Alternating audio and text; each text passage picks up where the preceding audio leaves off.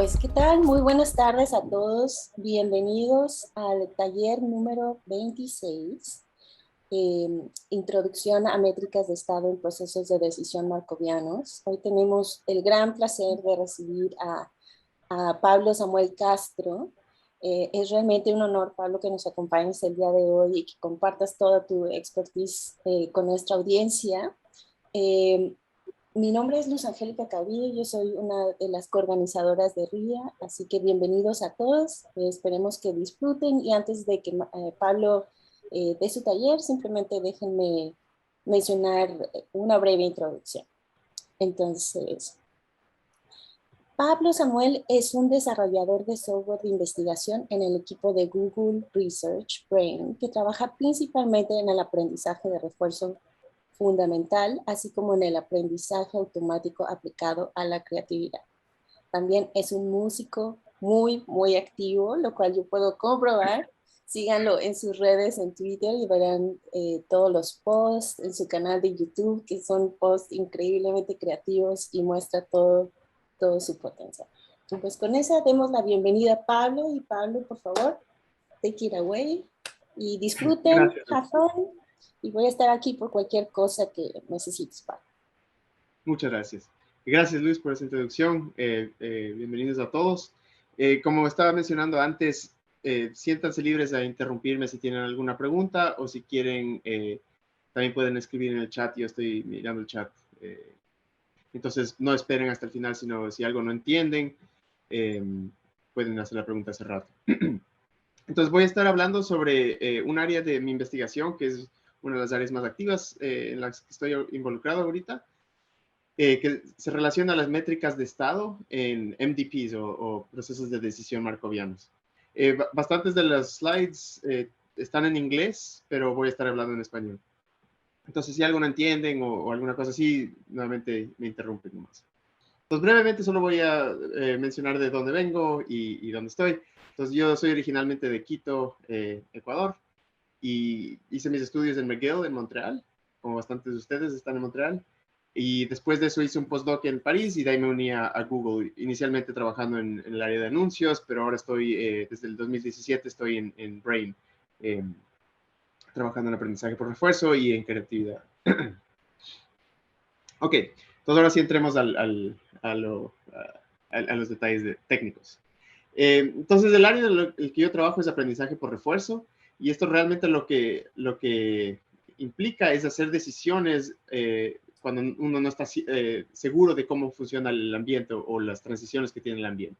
Entonces, un pequeño ejemplo medio cómico es, digamos, hay un gato que está tratando de conseguir comida porque está con hambre. Entonces, tiene varios caminos que puede tomar. Algunos le dan pedacitos de comida, o aquí hay un montón de latas de comida que ahí sí tiene comida para que le laste toda la vida, para que le dure toda la vida, y hay unas jaulas donde si cae ahí termina atrapado. Entonces, este es el tipo de problemas que bastantes veces pensamos cuando pensamos en aprendizaje por refuerzo, que estamos tratando de hacer decisiones mientras vamos interactuando con un ambiente.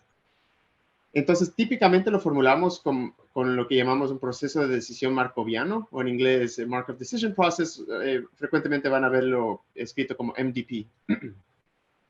Y este proceso consiste en estos 5 componentes principales. Los estados son básicamente donde el agente puede estar. En este caso, el agente es este gato, y los estados son estos diferentes nodos donde puede estar el gato en cualquier momento. Las acciones son las decisiones que toma en cada estado. Entonces, ir por el camino de arriba o ir por el camino de abajo. Y esto es lo que la gente va a decidir en cada punto para poder seguir avanzando por el ambiente y tratar de llegar a la comida en este caso. El refuerzo, que puede ser positivo o negativo, pero en este caso es positivo cuando recibe comida y negativo cuando terminan las jaulas. Esto es lo que la gente va a usar para poder cambiar su comportamiento y para alterar su comportamiento de tal manera de que casi siempre va a poder llegar a los estados que quiere, en este caso de las latas de atún. Entonces, lo que la gente está tratando de hacer es encontrar una política de comportamiento que maximice la suma de estos refuerzos que recibe en el camino. Entonces, la forma como hace esto es interactuando con este ambiente. Puede ser, digamos, un juego o un globo volando en el aire o alguna cosa así, o un robot navegando por un cuarto. En este caso es este gato que está navegando estos caminos. Y cómo cuando toma una decisión, en dónde termina, en qué estado termina la gente, eso es determinado por las dinámicas de transición del ambiente. Entonces, en este ambiente, digamos, podría ser que es completamente determinístico. Entonces, cuando dice que va para arriba, termina siempre aquí. Pero puede ser que hay un poco de estocasticidad. Entonces, no importa qué decisión toma aquí, con 10% de probabilidad vuelve a terminar donde empezó. Entonces, esto obviamente le hace un poco más complicado el problema porque no puedes predecir con certitud dónde vas a terminar porque hay un poco de estocacidad.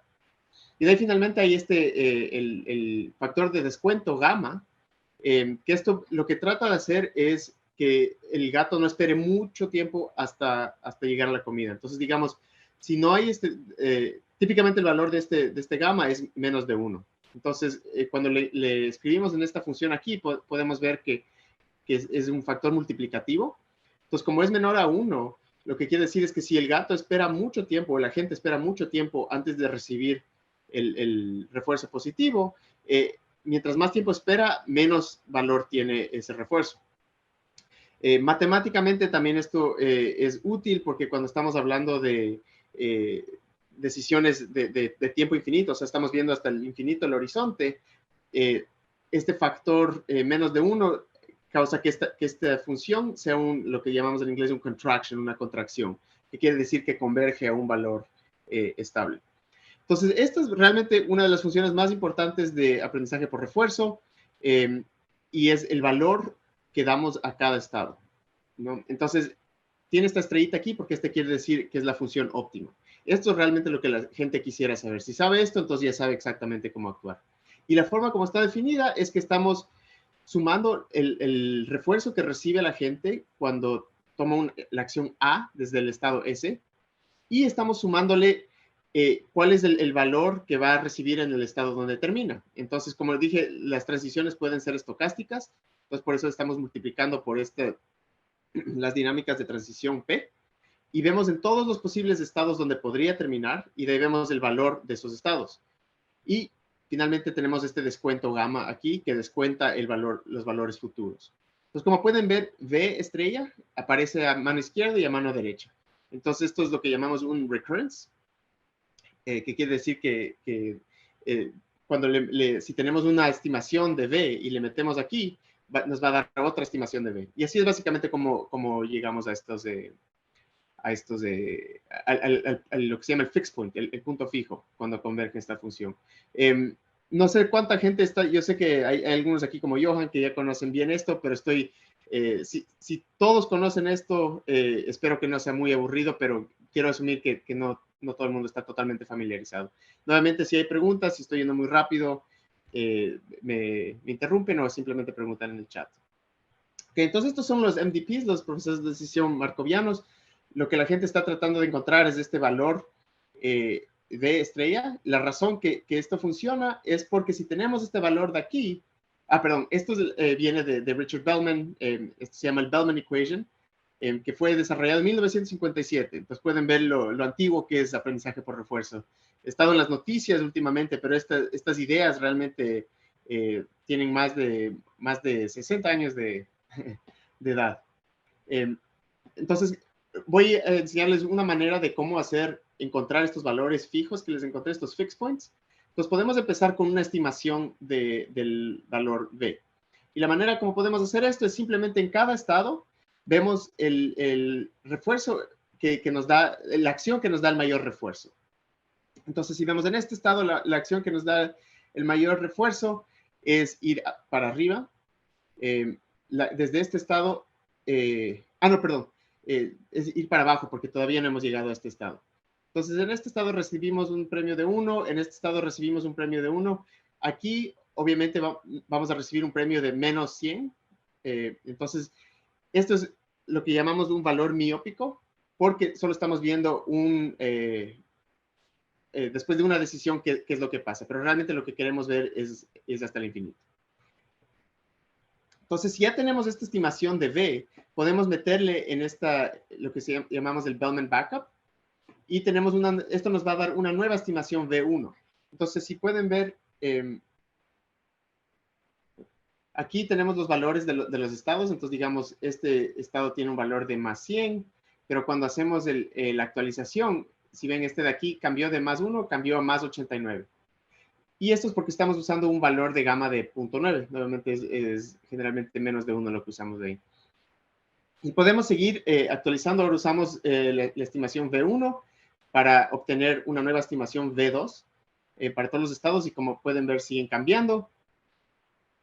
Y seguimos de esta manera, y si aplicamos otra vez V2, el valor que tenemos es exactamente lo que teníamos antes. Entonces ya no cambió el valor de nuestra estimación. Eso quiere decir que hemos llegado al punto fijo, al fixed point. Y el V2 es realmente V estrella, porque ya hemos llegado a la convergencia. Entonces, ya que tenemos estos valores V estrella, el gato ya sabe cómo actuar, porque simplemente tiene que tomar la acción. Si ven que hay esta maximización sobre acciones, tiene que tomar la acción que es la que se usó para obtener este valor. Entonces, la acción de ir para abajo no tendría el mismo valor de V estrella. Entonces, por eso el gato va a tomar la acción de ir arriba, y aquí también va a tomar la acción de ir arriba, y finalmente aquí llega a la lata de comida. Voy a hacer una pausa ahí por si acaso hay alguna pregunta. Esto es realmente solo el background de MDPs. Quiero simplemente cubrirlo un poco antes de entrar a las métricas de estado. Entonces, si no hay preguntas, voy a continuar. Ok, eso lo que hicimos ahorita se llama Value Iteration, iteración de valores. Y eso asumió, si se dieron cuenta, asumió que teníamos acceso a esta función P y a esta función R. Entonces, eso quiere decir, si alguien nos da una tabla de las transiciones y de los refuerzos, podemos escribir esto con unas pocas líneas de código y obtenemos una función que nos va a dar V estrella, y ya sabemos cómo actuar. Esto generalmente se le llama planning, porque ya tenemos el sistema, podemos accederlo exactamente y de ahí hacer este cómputo. Pero en aprendizaje por refuerzo, generalmente no sabemos los refuerzos ni las dinámicas de transición. Entonces, eso quiere decir que el gato no sabe, no tiene idea qué va a pasar. Si va para arriba, no sabe qué refuerzo va a recibir, no sabe realmente en qué estado va a terminar tampoco. Simplemente sabe que hay comida por algún lado y que tiene dos acciones, ir para arriba o ir para abajo. Entonces, este es el problema de aprendizaje por refuerzo. La manera como la gente aprende cómo actuar es interactuando con el ambiente, pero inicialmente no sabe nada del ambiente. Entonces, hay varias maneras de manejar esto. Podemos construir una estimación de las transiciones. Esto se llama model-based, porque construimos un modelo que trata de simular el ambiente con el que está interactuando. Podemos simplemente mantener una política de acciones, entonces no nos importan los valores, simplemente la política, y vamos cambiando la política de acuerdo a los refuerzos que recibimos. O podemos mantener una aproximación a la V, que les enseñé ahí, y usando la misma idea del Bellman Backup, pero simplemente no tenemos las transiciones. Entonces hay varias dificultades que vienen con esto, que seguramente algunos de ustedes ya conocen. Hay el dilema de exploración y explotación, que quiere decir que exploración quiere decir que vas a probar una acción que tal vez no es la más óptima de acuerdo a tu estimación actual de los valores. Entonces eso quiere decir, digamos, cuando uno va a una ciudad nueva, ya encuentra un camino de ir, digamos, de su casa a la universidad. Y bueno, ya sabe que eso siempre le llega ahí, pero le toma media hora. Puede que algún día decida tomar una ruta nueva que no conoce, entonces no sabe si va a ser mejor o no. Y a lo mejor esta ruta resulta que le lleva a la universidad en 10 minutos. Eso sería muy bueno. Pero también puede ser que esta ruta nueva le toma 2 horas. Entonces eso es malo. Pero no habría descubierto esto si no habría explorado eso. Entonces, exploración es algo que sí es necesario para los agentes, pero si un agente está constantemente explorando, siempre probando nuevas calles, nuevas rutas, nunca va a converger a una política que es casi óptima. Entonces, el dilema de cómo balancear exploración y explotación es un problema central de aprendizaje por refuerzo. Bueno, hay otros, lo que se llama el Deadly Triad, que pueden ver en el libro de Sutton y Barto. Uno de estos es usando function approximators como redes neuronales. Tenemos cosas de off-policy divergence, sample efficiency. Este tipo de cosas no quiero entrar en mucho detalle porque no es tan relacionado a las métricas de estado. Pero bueno, si quieren aprender de más de estas cosas, como mencioné, el libro de Sutton y Barto es excelente recurso. Es básicamente como el mejor libro de introducción a aprendizaje por refuerzo.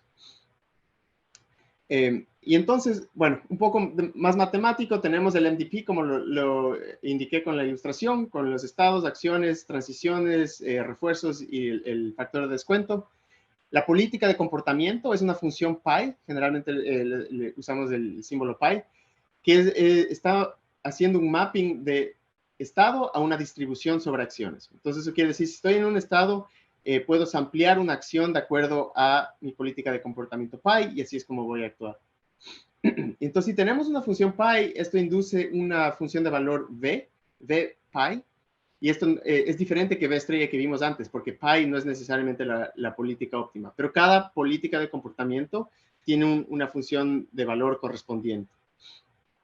Pero como mencioné, típicamente estamos interesados en obtener v estrella, que es la función de valor óptima, y de acuerdo a esto podemos sacar la política de comportamiento, nuevamente simplemente escogiendo la acción con la cual se maximiza este término. Ok, entonces eso es aprendizaje por refuerzo y los procesos de decisión markovianos. Nuevamente en aprendizaje por refuerzo, si no sabemos las transiciones ni los refuerzos, esto es lo que hacemos en aprendizaje por refuerzo, pero si sí sabemos las transiciones y el modelo, se vuelve más una cuestión de planning. Entonces, si nos quedamos un poco en planning, una de las preguntas con las que yo motiva bastante de mi investigación es qué es esta cuestión de estados. Entonces, siempre hablamos de estados, y si estamos en un sistema así que hay estos cuadraditos donde nos dice la gente dónde puede estar, estos son los grid worlds, es básicamente bastante simple definir cuáles son los estados.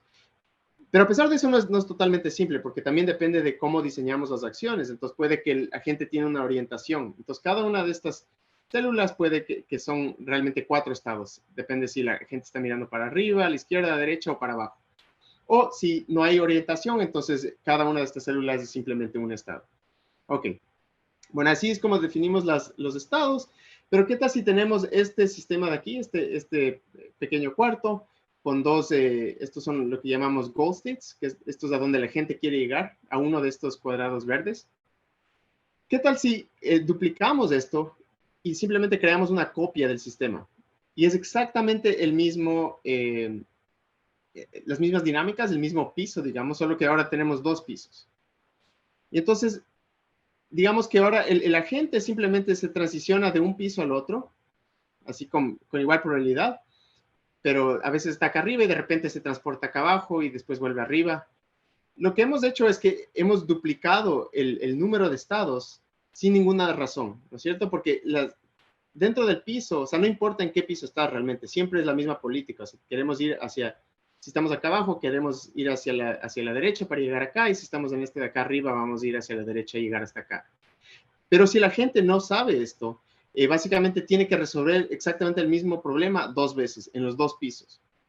Entonces, esto es simplemente un sistema inventado para motivar la idea esta de que algunos estados son similares, ¿no? Entonces, si estamos en esta esquina de acá arriba, es básicamente el mismo estado, efectivamente el mismo estado del piso de arriba, porque las decisiones que tomaría la gente de ir a la derecha sería igual en los dos, porque las dinámicas son básicamente, no puedes distinguir las dinámicas de los 2 pisos. Y eso es lo que motiva bastante a mi investigación.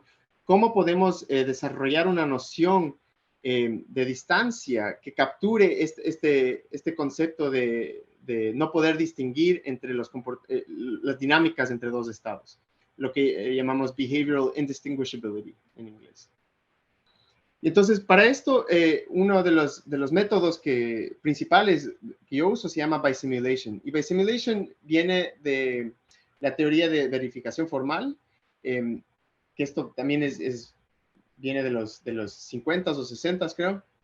Y esto se usaba para la verificación de sistemas de software que eran escritos para procesos industriales, digamos. Entonces, si tenemos un software que estamos escribiendo para manejar una máquina industrial, y la máquina industrial tiene una especificación digamos, los rangos que son seguros para operar la máquina, estos sistemas de verificación formal pueden aplicarlos al sistema, al código, a la especificación lógica del código, y pueden dar un resultado de si el sistema realmente obedece a las restricciones de seguridad o lo que sea del sistema.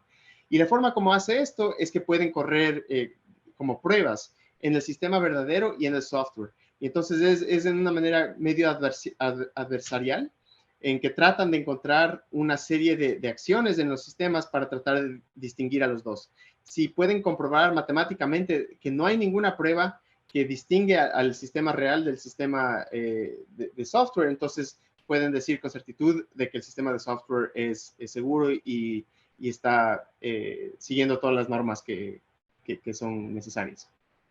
Entonces, eso es lo que trata de hacer Bisimulation. Es una noción de equivalencia entre dos sistemas, o en nuestro caso, entre dos estados, que realmente está tratando de decir si dos estados son indistinguibles. Entonces, eso quiere decir que si me pongo en estado A y me pongo en estado B y no tengo idea cuando actúo con el ambiente, no hay manera de que pueda distinguir en qué estado empecé, si empecé en A o en B. Entonces, ahí decimos que estos dos estados son bisimilares. Entonces, no importa qué acciones tome, nunca voy a poder saber si empecé en A o B. Entonces, ¿cómo podemos distinguir? Es básicamente con las observaciones que tiene la gente. En el caso de procesos de decisión markovianos, realmente las observaciones que tiene la gente son los refuerzos. Los estados no son realmente las observaciones que queremos, porque, como les enseñé en este ejemplo simple de acá, el estado diría, si vemos, digamos, el nombre del estado o el número del estado, nos diría que estos dos puntos de aquí son diferentes, pero realmente como les estaba explicando, estos dos estados son idénticos, no hay manera realmente de distinguirlos y entonces los llamaríamos bisimilares. Formalmente, ¿cómo se define esto? Es que si tenemos un proceso de decisión markoviano, vamos a definir una relación de equivalencia E. Vamos a decir que una relación de equivalencia E es una relación de bisimulation si cuando tenemos dos estados bajo esta relación, que están relacionados bajo esta relación E, quiere decir que no importa qué acción tomemos, los refuerzos inmediatos que recibimos son idénticos, ¿no? Entonces, si tomamos la acción A desde estado S y si tomamos la acción A de estado T, va a ser siempre la misma. Si tomamos la acción B o S, no importa. No, todos los refuerzos son iguales. Nuevamente, estos son los refuerzos de dar un paso, de tomar una acción. Y el segundo requerimiento es que no importa qué acción tomemos, en dónde terminamos, es básicamente indistinguible. Esto es un poquito más complicado porque si ven aquí, este C no es un estado, sino es una clase de equivalencia. Entonces, ¿qué quiere decir una clase de equivalencia? Si tenemos una relación de equivalencia, lo que podemos hacer es agrupar todos los estados que están relacionados por esta relación. Porque una relación de equivalencia quiere decir si S está relacionado con T, T va a estar relacionado con U y S está relacionado con U. Entonces, tiene esto, transitividad se llama, transitivity. Entonces, estamos viendo transiciones a estas clases de equivalencia en vez de las transiciones a estados individuales. Voy a dar un ejemplo que tal vez va a clarificar esto, pero después de ese ejemplo, si todavía tienen dudas, por favor, me preguntan, porque esto es básicamente de aquí se basa toda la teoría de relaciones de las métricas de estado. Entonces, ok, este ejemplo espero que aclare un poco las cosas. Entonces, digamos, tenemos este proceso de decisión markoviano con 7 estados. Digamos que las transiciones son determinísticas, quiere decir que si de X0 va para arriba, siempre termina en X1. Y digamos que el refuerzo es 0, excepto al final, cuando llega a X5 o X6, va a recibir un refuerzo de 1 para siempre. ¿Ok? Entonces, si tomamos la primera condición, que es que tienen que estar de acuerdo, tienen que recibir el mismo refuerzo cuando toma una acción, vamos a ver que vamos a tener dos grupos, vamos a terminar con dos grupos, ¿no es cierto? Porque X5 y X6, los dos reciben exactamente el mismo refuerzo de 1. Hay solo una acción. Entonces, bajo esa acción, estos reciben 1 y estos otros estados reciben 0 cuando toman la acción. Entonces, tenemos ahora dos clases de equivalencia. Esto solo por ver esa primera condición de los refuerzos. Y ahora si vemos la segunda condición, volviendo acá, la segunda condición dice que queremos que tengan las mismas transiciones a las clases de equivalencia actuales. Entonces, como estamos con estas dos clases de equivalencias, vamos a ver que X5 y X6 todavía transicionan con probabilidad 1 a esta misma clase de equivalencia azul. Pero vamos a ver que X3 y X4 transicionan a esta equivalencia de la derecha, pero X0, X1 y X2 se mantienen en esta de la izquierda. Entonces, eso quiere decir que X1 y X3 ya les podemos distinguir, porque X3 transiciona a esta nueva clase de equivalencia, mientras X1 se mantiene en la misma. Igual entre X4 y X2, X4 transiciona a una diferente clase de equivalencia y X2 se mantiene en la misma. Entonces, la siguiente iteración, vamos a terminar con estas tres clases de equivalencia. Entonces, X5 y X6 siguen manteniéndose en la misma. Ahora tenemos que X3 y X4 están en la misma clase de equivalencia porque los dos reciben refuerzo de 0 y los dos transicionan a esta clase de equivalencia de la derecha. Ahora, si vemos estos de acá, vemos que X1 y X2, a pesar de que los dos reciben refuerzo de 0, los dos transicionan a esta clase de equivalencia de la mitad, mientras que X0 también recibe refuerzo de 0, pero se mantiene en su misma clase de equivalencia. Entonces, cuando aplicamos la siguiente iteración, vamos a terminar con estas 4 clases de equivalencia. ¿Ok? Entonces, esto quiere decir que, y después si aplicamos el mismo proceso, ya no va a cambiar. Esto nuevamente no es una contracción, pero tiene lo que llamamos un fixed point, que llegamos, converge. Estamos garantizados a que converja esto. Y entonces terminamos con estas 4 clases de equivalencia. Entonces, por esto es lo que les mencionaba de que las transiciones que vemos en Bisimulation es a clases de equivalencia y no a estados individuales. Porque si vemos estados individuales, vemos que X1 transiciona a X3 y X2 transiciona a X4, que son estados diferentes. Pero si les consideramos como de clases de equivalencia, entonces ya vemos que no hay diferencia entre X3 y X4, y no hay diferencia entre X1 y X2, y no hay diferencia entre X5 y X6. Entonces, realmente, aunque nos dieron un proceso de decisión markoviano con 7 estados, después de hacer esta reducción con la clase de equivalencia de Bisimulation, podemos ver que realmente solo hay 4 estados. A veces los llamamos estados abstractos. Entonces, si volvemos a la idea esta de que teníamos los dos pisos, si hacemos este mismo proceso en ese sistema, básicamente reduciría el segundo piso al primero y terminaríamos nuevamente con solo un piso. A ver, aquí hay una pregunta de Alejandro. Dice, pero cualquier camino de estados, combinaciones de estados que acaben con un mismo valor de retornos es equivalente, aunque los caminos tengan ordenación de estados diferentes. Es buena pregunta. Lo que estamos viendo es no la suma de valores, o sea, la función de valores que tenía antes. No estamos viendo la equivalencia de función de valores, sino todos los refuerzos que se recibe en el camino. Entonces, digamos que acá ignoremos por el momento el factor de descuento y digamos que X1 da un refuerzo de 1, o digamos X3 da un refuerzo de 1, y acá recibimos un refuerzo de 0 y mantenemos esto acá. Esto quiere decir que a pesar de que reciben 0, 0, 1, y digamos que acaba aquí, este recibe 0, y acá recibimos 0, 0, 1. Entonces, si sumamos eso, en total van a recibir 1 por los dos caminos, pero el orden de los refuerzos que recibieron es diferente. Y esto realmente es importante cuando incluimos el factor de descuento, porque si el refuerzo lo recibimos antes, va a estar descontado menos que si lo recibimos después. Entonces, realmente lo que esto, uno puede considerar esto como los refuerzos siendo como las observaciones. Entonces, las observaciones es lo que nos ayuda a distinguir los estados. Entonces, el orden en que recibimos estas observaciones o estos refuerzos es como distinguimos a estos estados. En un sistema, digamos que hay 0 refuerzos, entonces simplemente en todos los estados se recibe 0. Eso básicamente se colapsaría a un solo estado abstracto, a una sola clase de equivalencia, porque realmente no hay manera de distinguir a los estados, porque nunca vamos a recibir un refuerzo que no es 0. Entonces, son realmente estas observaciones lo que nos ayuda a distinguir a los estados. ¿Eso responde a tu pregunta, Alejandro? Sí, hola. ¿Me oyes, Pablo? Sí, te oigo.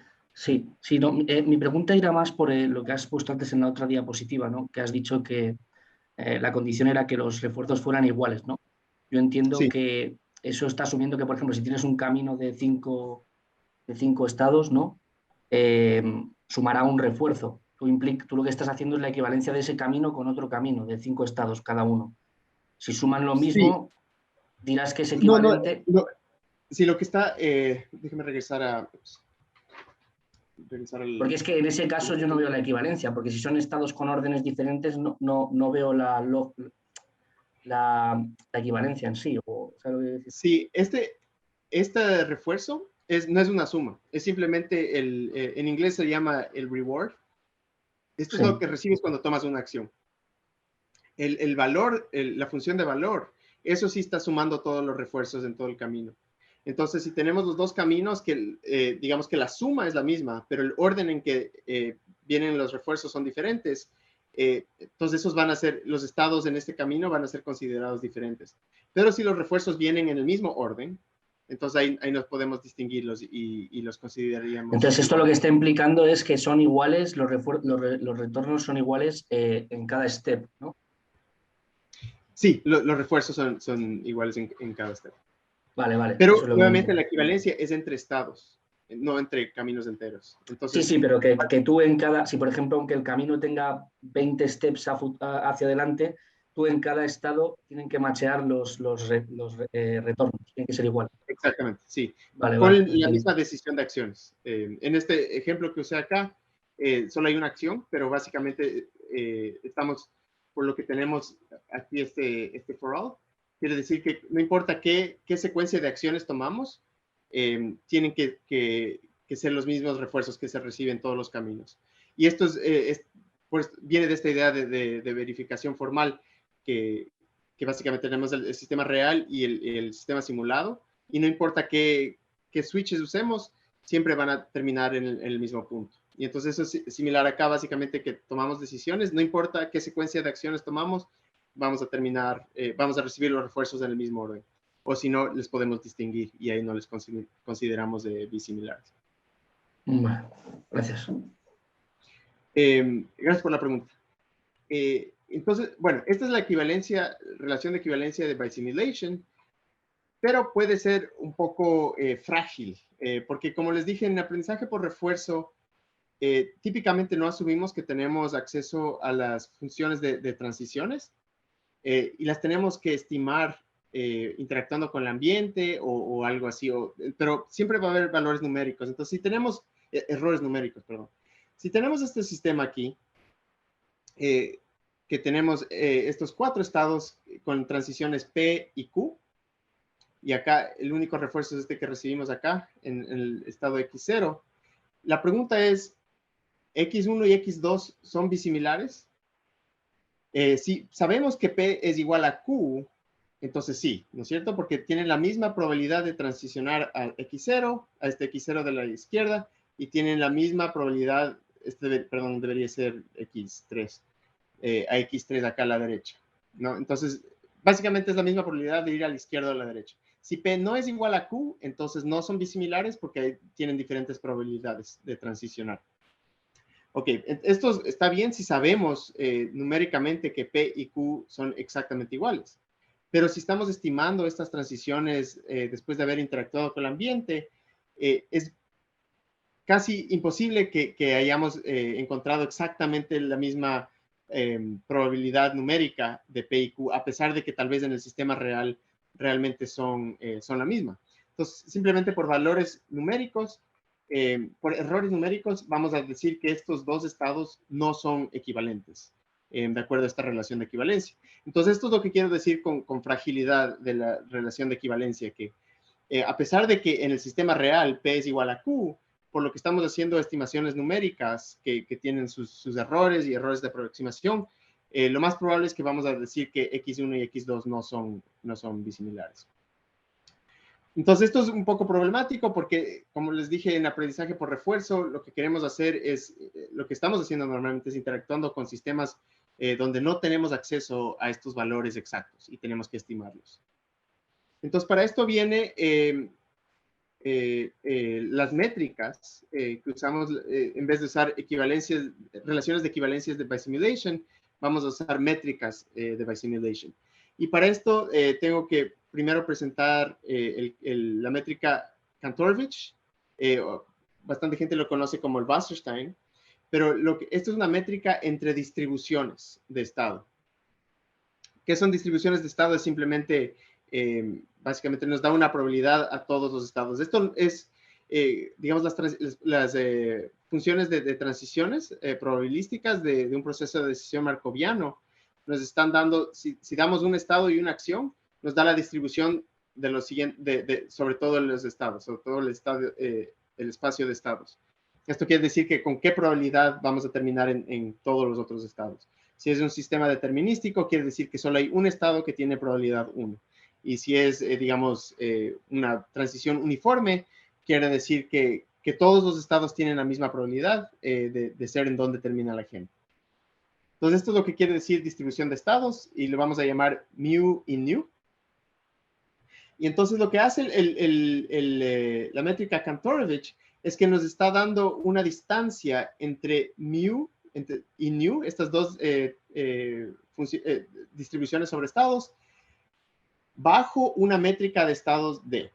¿Ok? Entonces esto, creo que tengo... Voy a ir a este dibujito primero, que creo que ayuda a ilustrar. Se llama también Earth Movers Distance, y esto lo que quiere decir es que si tenemos un montón de tierra, digamos, tenemos un hueco donde queremos llenarle con una montañita de tierra que tenemos a un lado, podemos hacerlo, ¿no? Cogemos la pala y le ponemos a la tierra en el hueco.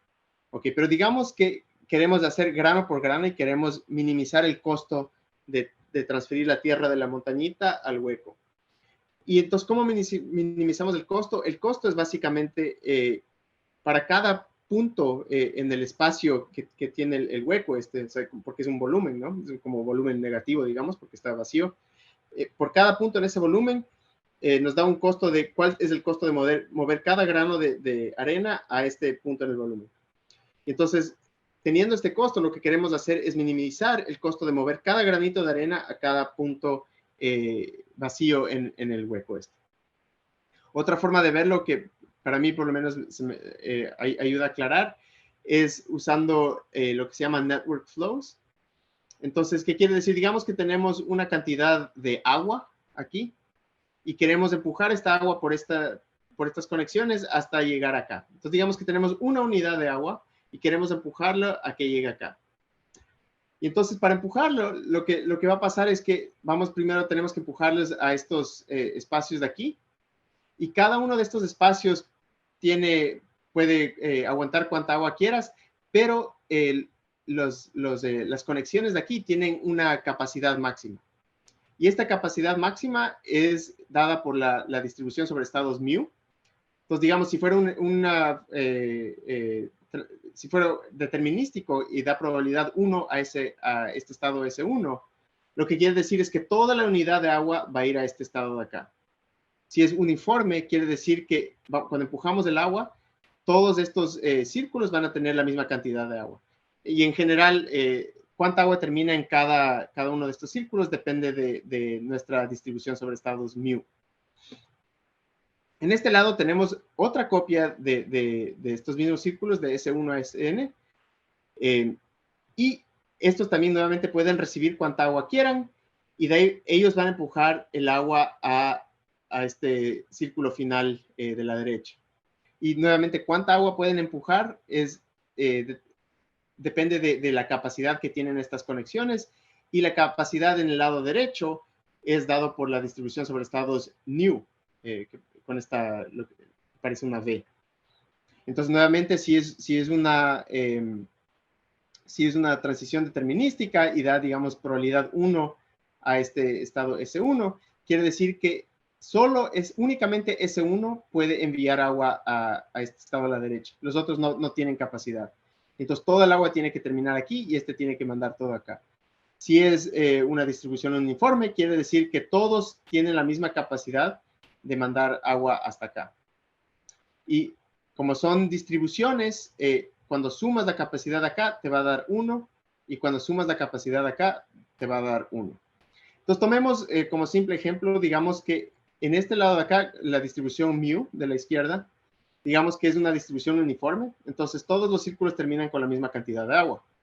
Y digamos que la de acá es una distribución determinística y quiere decir que nu es 1 para S1 y es 0 para los otros estados. ¿Qué implica esto? Si tenemos que empujar todo el agua desde aquí de la izquierda hasta la derecha, quiere decir que cuando empujamos por acá, todos estos círculos van a terminar con la misma cantidad de agua. Y como sabemos que el único círculo que tiene capacidad de mandar a la derecha es este S1 de acá, quiere decir que no tienen opción ninguno de estos círculos, todos tienen que mandar todo el agua a S1. Entonces, ¿cuál va a ser el costo de esta transferencia de agua de la izquierda a la derecha? El costo es básicamente la suma de la distancia entre S1 y S1, entre la distancia entre S1 y S2, etcétera, y hasta la distancia entre Sn a S2.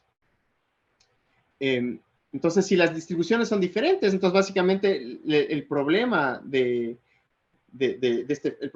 este flujo es encontrar cómo podemos transferir el agua que está almacenada en estos círculos de la izquierda, cómo podemos transferir toda esta agua a los círculos de la derecha, de una manera que minimiza el costo, y el costo es dado por la suma de estas distancias. ¿Ok? Nuevamente, si alguien tiene una pregunta, siéntanse libres a interrumpir, pero esa es básicamente la idea de Earth Movers Distance. Pueden pensarlo como mover tierra de una montañita a un hueco o de transferir agua a través de este sistema de conexiones. Pensando en probabilidades, lo que estás tratando de hacer es transformar una distribución sobre estados mu, estás tratando de transformarla a otra distribución de estados nu, donde el costo de transformación es dado por esta distancia entre estados. ¿Ok? Entonces, y esto nos da la distancia entre estas dos distribuciones, entre mu y nu. Es básicamente cuál es el costo de convertir una distribución a otra. Matemáticamente, esto típicamente lo resolvemos con un programa lineal, un linear program. Este es el Primal LP. Entonces, lo que estamos maximizando es creo que es más fácil si vemos el dual. Entonces, si saben de programas lineares, saben que siempre tenemos un primal y el dual. Este dual es básicamente la manera matemática de explicar lo que estaba explicándolos con el sistema de flujos, donde estamos tratando de minimizar el costo. Esta variable lambda es lo que indica cuánto líquido mandamos de cada círculo en la izquierda al círculo de la derecha, ¿no? Entonces, si mandamos toda la cantidad, toda el agua de S1 a S1, eso quiere decir que lambda de S1 a S1 va a ser 1. Entonces, esto es como la función de objetivo de acá. Esto es lo que nos está indicando cómo vamos a convertir, cómo vamos a transferir el agua de la izquierda a la derecha. Y las restricciones que tenemos para este problema de optimización es que tenemos que hacer que el agua que está, esto es lo que está diciendo esta primera línea de acá, es que la cantidad de agua que sale de cada círculo en la izquierda es igual a cuánta agua recibió, ¿no? Porque cuánta agua recibió es la capacidad que tiene, que es la distribución, cuánta probabilidad hay en ese estado, ¿no? Entonces, el agua que sale de la izquierda es igual, tiene que ser igual a cuánta probabilidad tiene ese estado. Y esta segunda línea lo que está diciendo es que la cantidad de agua que recibe cada círculo en la derecha, cada estado en la derecha, tiene que ser igual a la probabilidad que le da esta otra distribución new. Entonces, si tomamos el ejemplo ese cuando en la derecha teníamos una distribución determinística, que solo S1 tenía toda la probabilidad, esto quiere decir que, digamos, para S1, la suma de todo el agua tiene que ser igual a 1. Quiere decir que todos los estados de la izquierda tienen que mandar el agua a S1 y no puede mandar agua a ninguno de los otros estados. Y bueno, los flujos tienen que ser positivos. Esto simplemente quiere decir que el agua solo puede fluir de izquierda a derecha. Y esto, entonces, estos sistemas de ecuaciones, estos programas lineales, hay bastantes opciones para resolverlos. Hay librerías de Python que te pueden resolver esto. Esto es un tipo de problema de optimal transport, de transporte óptimo, que es toda una rama tiene su propia rama de investigación. Pero nosotros usamos este Kantorovich metric para básicamente decirnos qué tan distantes son dos distribuciones de probabilidad. Ok, voy a dar una pausa aquí por si alguien tiene alguna pregunta. Si no entendieron completamente las matemáticas, no es tan grave. Lo principal que tienen que acordarse es que el Kantorovich lo que nos está dando es una distancia de una distribución sobre estados a otra distribución de estados. Que esa distancia puede ser 0 y es 0 cuando las dos distribuciones de estados son idénticas.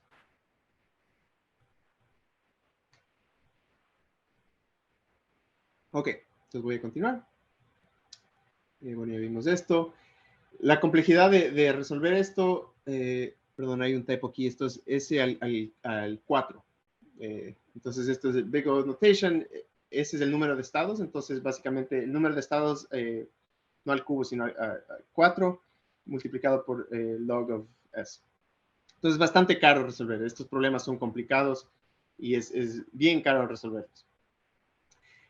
¿Por qué les estoy hablando de todo esto? Porque así es como vamos, si recuerdan que les estaba diciendo que las equivalencias, las relaciones de equivalencia son frágiles, que básicamente son 0 o 1. O eres equivalente o no. No puede ser un poco equivalente o casi equivalente. Las métricas sí nos permiten decir eso.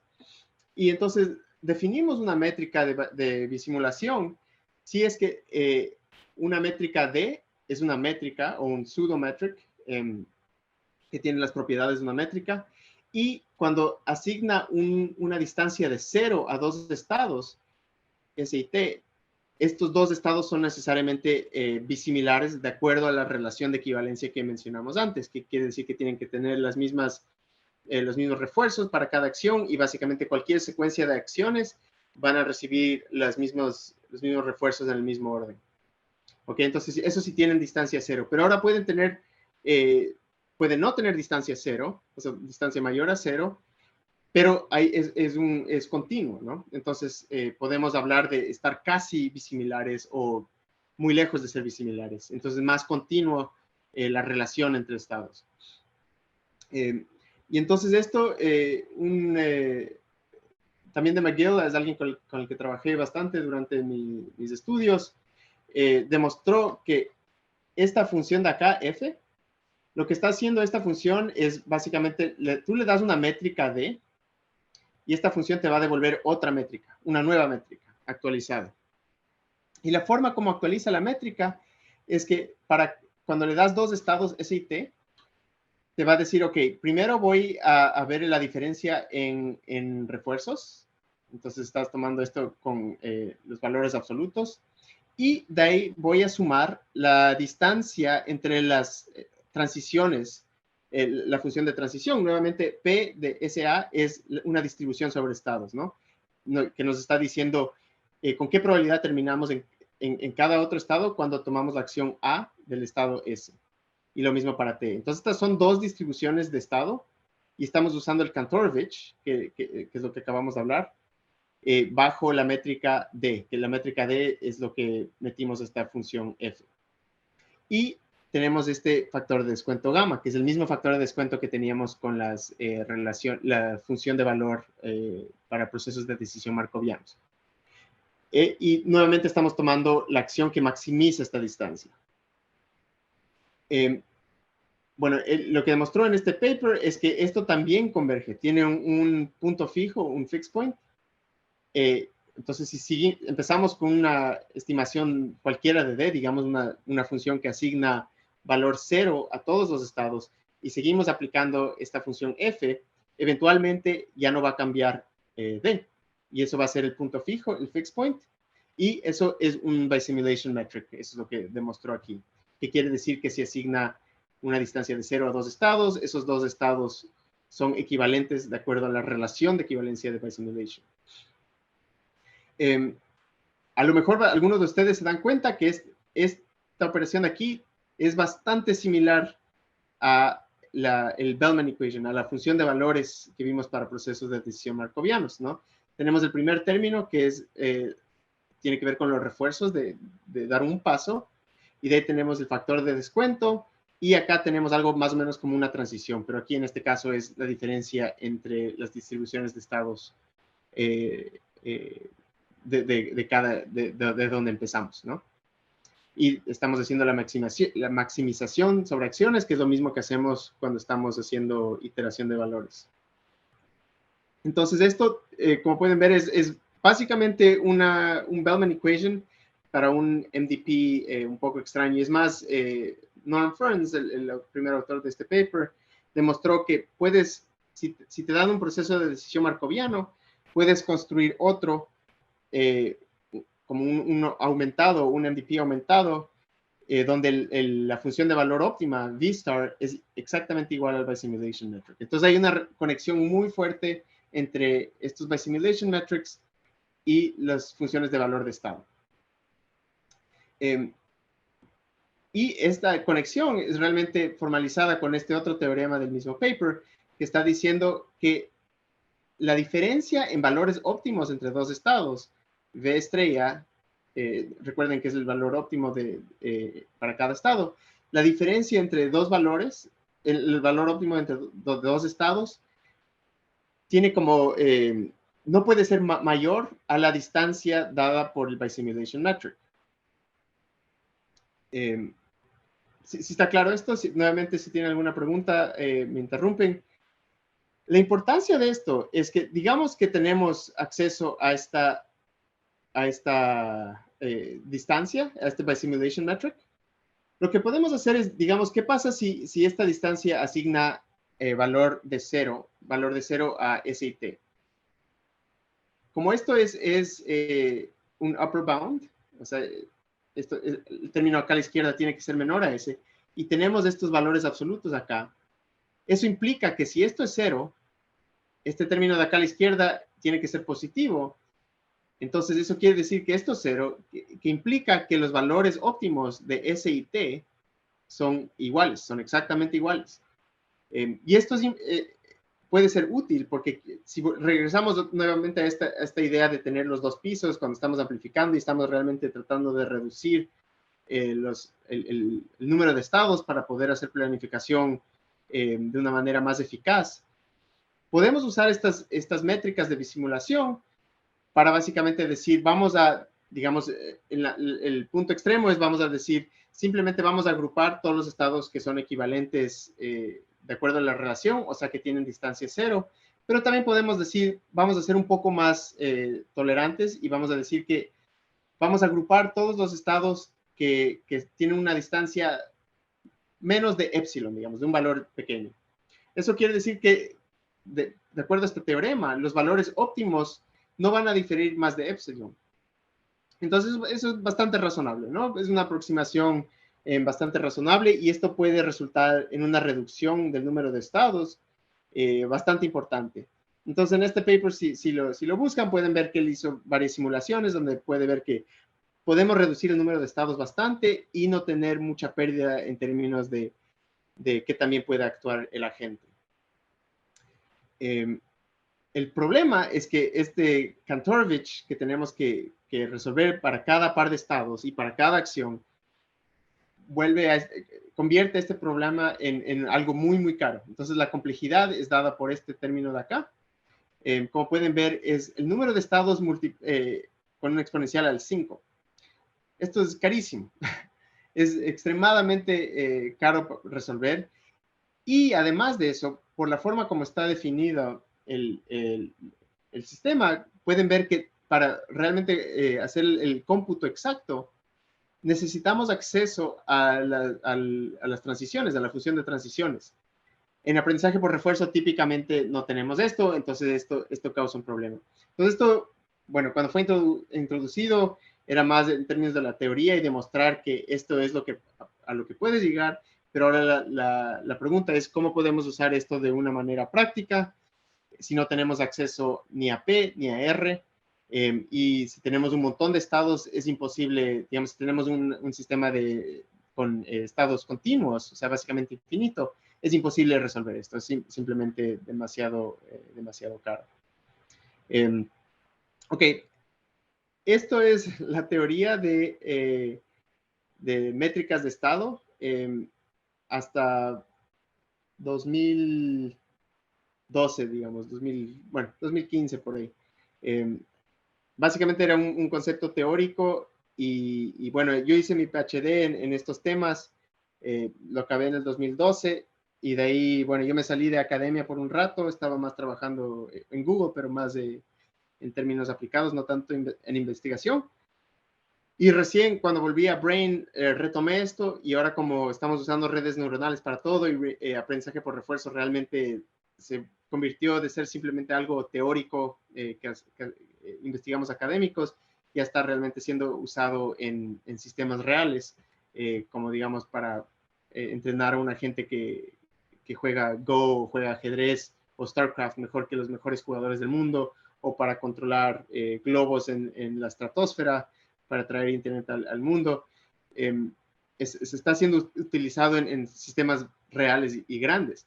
Entonces, mi investigación bastante está enfocada en ver cómo esta teoría de métricas de estado podemos traerlos a estos sistemas más grandes cuando estamos usando redes neuronales y tenemos el número de estados enorme y no sabemos las transiciones. Entonces, antes de transicionar a esta nueva parte, quería pausar aquí para ver si hay alguna pregunta sobre algo de lo que he presentado aquí, la teoría, las implicaciones de lo que estamos haciendo. Y no se sientan tímidos si realmente algo no entienden. Estoy contento de volver a explicar algo.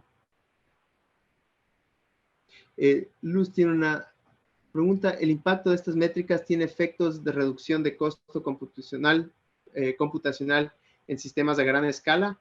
Es una buena pregunta. Potencialmente, sí, es que podemos resolver, encontrar la métrica. Entonces, digamos, si alguien nos da la métrica gratis, nos dice, toma, te regalo esta métrica, perfecto. Ahí sí podemos hacer una reducción enorme, potencialmente, y podemos reducir el cómputo, digamos, de encontrar el valor, la fusión de valores óptima o la política de comportamiento óptima. Pero el problema es que generalmente no tenemos acceso a esta métrica de estados. Si queremos encontrar la métrica, este es el costo computacional. Y esto es básicamente más caro que simplemente usar uno de los algoritmos de aprendizaje por refuerzo o usar value iteration si tenemos acceso al modelo. Entonces, esa era una gran crítica de esta teoría. Es básicamente, ¿de qué me sirve si es tan caro hacer este cómputo?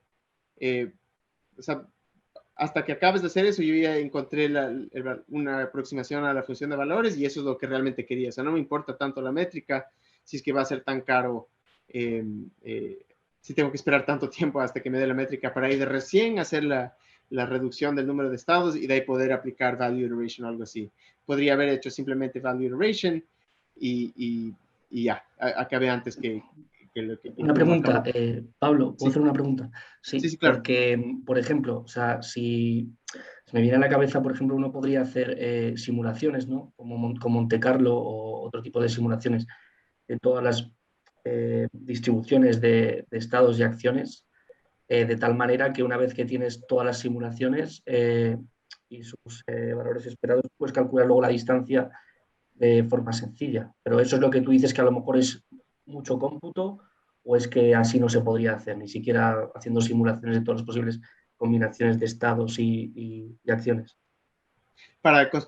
Tú dices para construir un modelo digamos, de No, posición. porque yo lo que entiendo es que, o sea, al final tú estás sacando estas distancias entre la distribución de acciones condicionales a estados, eh, una forma para luego reducir el espacio y ver si hay algunas acciones que el Estado, digamos que a la hora de tomar una acción da igual estar en un estado u otro o ese tipo de cosas. Si tú tienes Ujú. todas las simulaciones de combinaciones posibles, ya tienes todo, digamos, todo lo que se puede. Es como, por ejemplo, un ajedrez. Si tú tienes todas las posibles jugadas que se pueden hacer en un ajedrez, puedes saber agrupar aquellas jugadas que son parecidas o no. Sí, sí, o sea, eso es, voy a entrar un poco en eso en la segunda parte de esta charla, donde hablamos un poco más de la parte aplicada y cómo podemos usar el aprendizaje por refuerzo. Pero si regresamos, si Claro, regresamos lo que un no poco. entiendo, para formular mi pregunta, lo que no entiendo es por qué la distancia es tan relevante. Si tú eres capaz de calcular todos los posibles paths de tu sistema, ya la distancia puedes hacer una distancia euclídea entre ellos. Es lo que no entiendo, por qué la distancia se hace tan, Bueno, tan importante. la distancia euclidiana, eso es una buena pregunta. Bastante gente, por lo que aprendizaje por refuerzo bastantes veces es utilizado para problemas de robótica o digamos cosas como Mujoku, que realmente son, digamos, la hormiguita esta que se mueve, están viviendo en un sistema euclidiano, ¿no? Que, digamos, estando en un estado aquí y este estado de acá, la distancia es si simplemente uno calcula qué tan distantes son en términos euclidianos, es bastante bueno en términos de decirte, en términos de cuáles son las posibles trayectorias. Es bastante razonable esa aproximación. Digamos, si nos quedamos en el sistema euclidiano, si hay dos estados aquí que están bien cerca en términos de distancia euclidiana, pero digamos, hay una pared dividiéndoles. Ahí ya la distancia euclidiana ya no es tan útil porque no podemos llegar de un estado a otro tan rápidamente. Tenemos que navegar hasta otro punto y regresar y eso se vuelve mucho más distante. Entonces, la distancia euclidiana te sirve hasta un punto y para ciertas aplicaciones puede ser una aproximación razonable. En términos de ver todas las posibles trayectorias, en algo como ajedrez, como tú mencionas, esto es, sí es algo que lo puedes hacer porque son transiciones determinísticas, ¿no? Entonces, si yo muevo el peón, siempre va a terminar en la misma posición porque hay reglas precisas en ajedrez de cómo mueves las piezas. Entonces, Claro. no es que termina en diferentes estados. Pero si hablamos de algo, digamos, como póker, ¿no? Que hay barajas las cartas y cada uno recibe unas cartas. ¿Qué cartas recibes cuando te dan las cartas? Eso no puedes saber. Entonces, básicamente es un problema combinatorial, porque si tienes 52, una baraja de 52 cartas y hay, digamos, 4 jugadores, el número de posibilidades de cartas que uno puede recibir cuando le dan las cartas es enorme. Y O entonces, sea, entonces digamos que utilizas la distancia para reducir el número de trayectorias, ¿no? Y así hacer que el cómputo sea menor. exacto, sí, pero nuevamente esto es asumiendo que alguien nos regaló esta distancia. Vale, Porque vale, gracias. si no tenemos la distancia y queremos encontrarla nosotros mismos, el, este valor de acá, el costo del cómputo es enorme y entonces en ese punto básicamente la pregunta que siempre se nos hacía es, bueno, podríamos hacer lo que tú dices, simplemente hacer algo como Monte Carlo y simplemente construir el árbol de posibilidades y ya, y con eso hacemos la planificación y seguramente vas a tener algo bastante razonable. Entonces, ¿para qué me voy a meter a estar haciendo este cómputo de la métrica si a la final no, es más caro que simplemente hacer algo como Monte Carlo? Vale. ¿Alguna otra pregunta antes de pasar a la siguiente parte? Ok. Entonces, muy caro. Y entonces, como les mencionaba, yo me salí de la academia y de regresé, y una de mis metas cuando regresé era tratar de como que revivir esta área de investigación, pero en el ámbito de redes neuronales, porque esto es lo que estamos usando ahora para aprendizaje por refuerzo. Entonces, publiqué este paper el año pasado en AAAI, o hace 2 años, que básicamente estoy tratando de tomar esta idea de métricas de biosimulation, pero de una manera scalable, o sea, para sistemas bien grandes. Entonces, algo que usé en este paper para simplificar el problema, porque como Alejandro, tú estás diciendo, digamos, si estás en ajedrez, puedes ver el árbol de posibilidades y ahí tienes todas las combinaciones de qué estados puedes visitar y todo eso. Cuando tienes un sistema estocástico, esto se vuelve mucho más difícil porque en póker, digamos, hay un montón de posibilidades. Recién para empezar, cuando recibes las cartas, ya estás con un montón de posibilidades y no sabes en cuál vas a terminar. Pero bastantes sistemas sí son determinísticos, no tienen esta estocacidad como ajedrez, como Go, los juegos de Atari, digamos, la versión básica no tiene estocacidad, y hay bastantes sistemas son así, ¿no? Especialmente si son simulaciones o juegos, no hay mucha estocacidad. Entonces, si asumimos que estamos con uno de estos sistemas de estocacidad, determinísticos, sin estocacidad, entonces lo que demuestra el paper, que no es un resultado muy sorprendente, es que el Kantorovich, o el Wasserstein, que era básicamente ese problema de transporte óptimo que estamos tratando de convertir una distribución de estados a otra, es básicamente, bajo una métrica D, es básicamente simplemente la distancia entre los siguientes estados. Como es un sistema determinístico, cuando tomamos la acción A desde el estado S, hay un estado donde podemos terminar, y siempre vamos a terminar en ese estado, y entonces eso le uso con esta letra N, usé N para indicar next state, o el siguiente estado. Entonces, hay un estado donde vamos a terminar cuando tomamos la acción A desde el estado S, y hay un estado donde vamos a terminar si tomamos la acción A desde el estado T.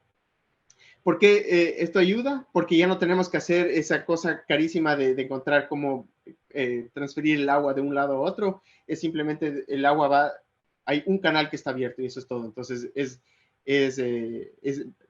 no hay nada de cómputo que hacer, es simplemente la distancia entre los siguientes estados. Ya no tenemos que hacer el cómputo caro de este Wasserstein, este Kantorovich, que es realmente la parte más costosa de encontrar estas métricas.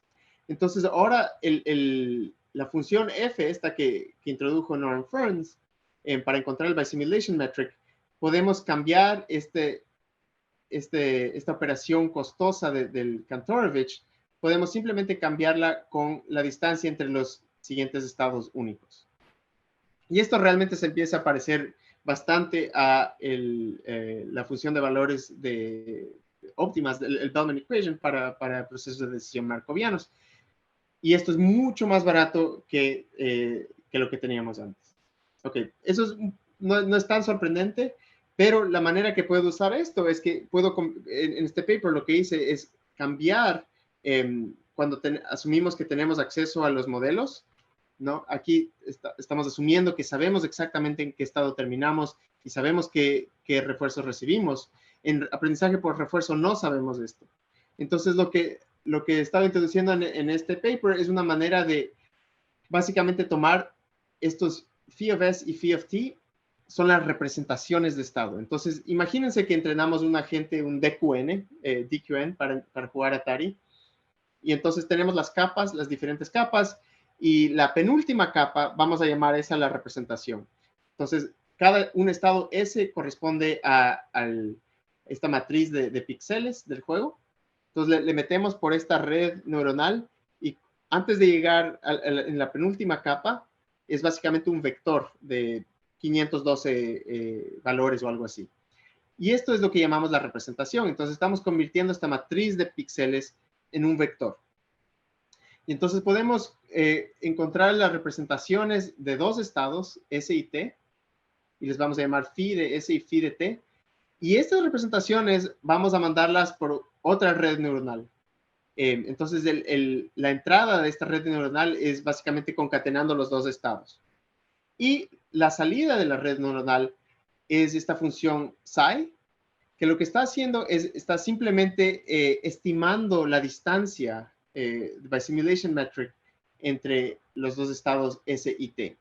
¿Y cómo hice esto? Es básicamente tomando esta definición acá de la función. Y como pueden ver, esto es básicamente el Bellman Equation, es bien similar al Bellman Equation. Y entonces ya sabemos cómo convertir el Bellman Equation a una función de pérdida. Esto es lo que hizo el paper de DQN en el 2015, que nos permite entrenar redes neuronales para aprendizaje por refuerzo. Yo lo estoy convirtiendo aquí para entrenar una red neuronal que nos da una aproximación a la métrica.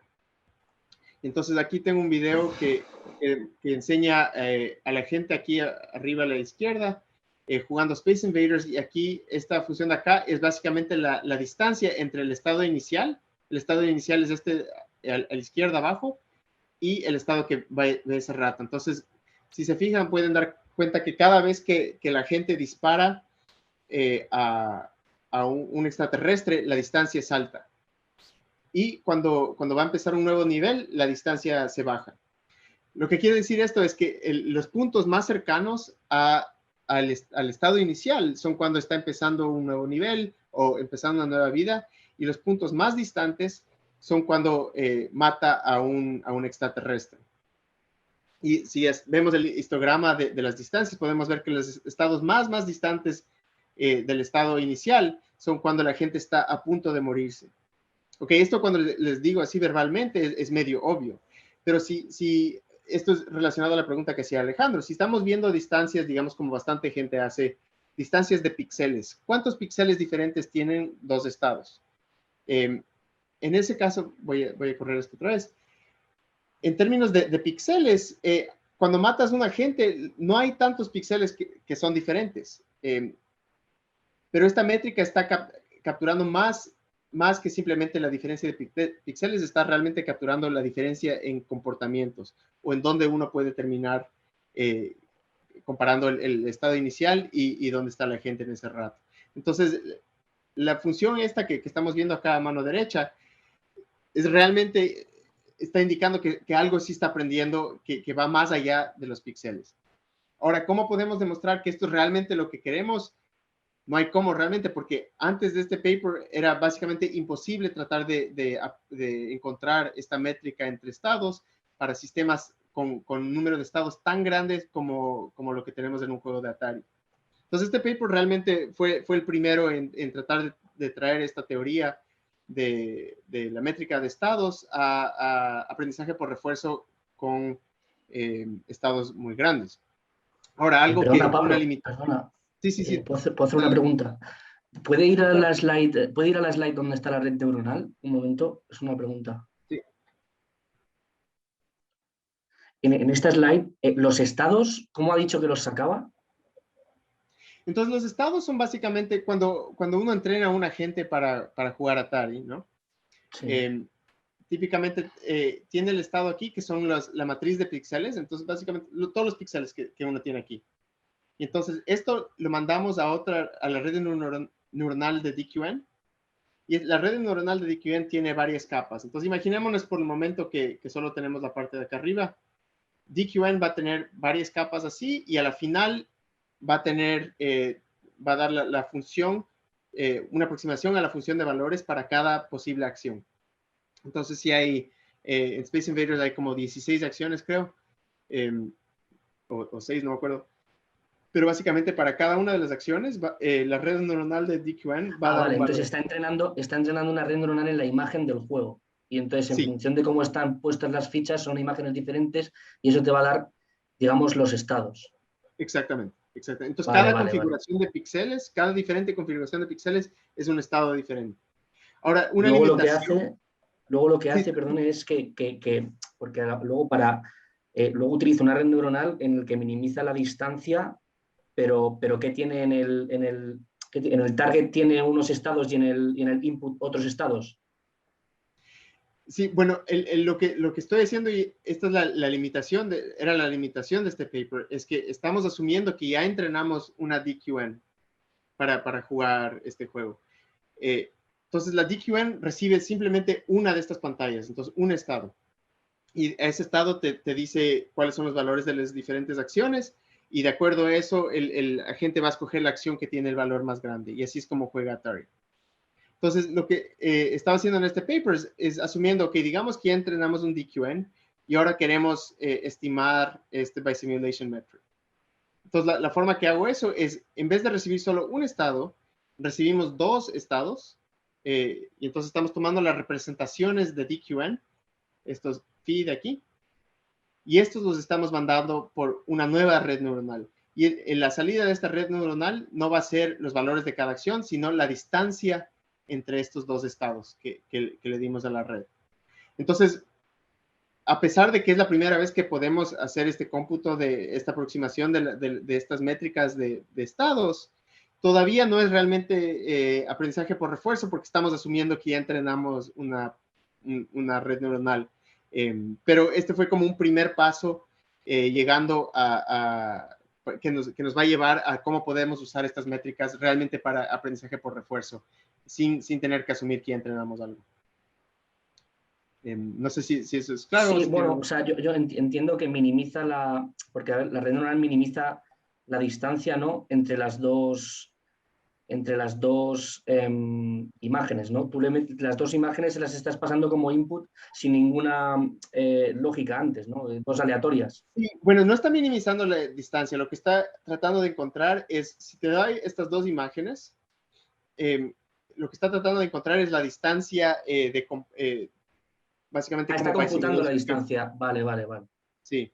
Entonces, si me das dos pantallas de píxeles, esta red neuronal te dice, son bien similares. Entonces, la razón que puede ser útil esto es que, digamos, para exploración, digamos, ¿no? Ya tenemos esta métrica de distancia, ya sabemos que en una configuración de píxeles, la mejor acción es disparar. Y si nos llega otra pantalla de píxeles que no sabemos qué hacer, por ejemplo, porque es un estado que nunca hemos visto, esta red neuronal, digamos, si nos dice eso, es bien similar a esta otra pantalla donde la idea era disparar. Entonces podemos saber, ok, si usamos la misma acción, es una idea razonable. Y a pesar de que no tenemos, si es que no tenemos los valores para todas las acciones. ¿Y probaron en el paper utilizar redes recurrentes en las que le pasaban secuencias del juego? ¿O eso no? Sí, bueno, no explícitamente. Lo que sí, y es un buen punto el que dices, porque uno de los problemas de Atari es que, digamos, cuando ven esta pantalla aquí arriba, acá arriba, ven que hay este misil. ¿El misil está subiendo o bajando? Bajando, No ¿no? se sabe. No se sabe, porque no sabemos quién disparó, si fue uno de los extraterrestres o si fue la nave de acá abajo. Y entonces uno de los trucos que usaron en el paper original de DQN es que hacen lo que se llama frame stacking. Entonces no es que, a pesar de que dije que un estado es solo la pantalla de píxeles, realmente son este estado de píxeles y los tres anteriores. Entonces, si tenemos los tres anteriores y les ponemos juntos así, entonces ahí este misil va a tener como una trayectoria. Y ahí el agente puede aprender básicamente en qué dirección están yendo las cosas. Entonces, es un detalle que no mencioné simplemente para no complicar mucho, pero es un buen punto. Entonces, las redes recurrentes tratan de capturar eso, como el momento en cierta forma, el cambio de los diferentes estados. Son un poco más complicados de entrenar eso y, bueno, ya la mayoría de teoría que uno desarrolla para aprendizaje por refuerzo, cuando se pasa a redes neuronales profundas, ya no, o sea, la teoría no sirve, porque la mayoría de teoría que tenemos para aprendizaje por refuerzo es limitado a sistemas lineales. Entonces, cuando metes cosas como redes recurrentes, se vuelve mucho más complicado. Se vuelve más un concepto empírico, ¿no? Entonces, como queremos encontrar cosas más que nos dan resultados empíricos mejores. Mi investigación está un poco más enfocada tratar de mantenerlo lo más cerca a la teoría posible. Entonces, estamos usando las redes neuronales como una función aproximada, un function approximator. Y a pesar de que no es un sistema lineal, es un sistema no lineal, no tiene nada de estas recurrencias que complica un poco la cosa, porque ya se vuelve casi como un sistema de ecuaciones diferenciales, porque el sistema se sigue como que alimentándose a sí mismo. Y entonces el análisis, tanto empírico como analítico, es bastante más complicado. Entonces por eso no hemos usado ese tipo de cosas. Pero sé que bastante gente sí usa las redes recurrentes para resolver problemas complejos. Pero nuevamente yo estoy más enfocado en el lado más conectado a la teoría.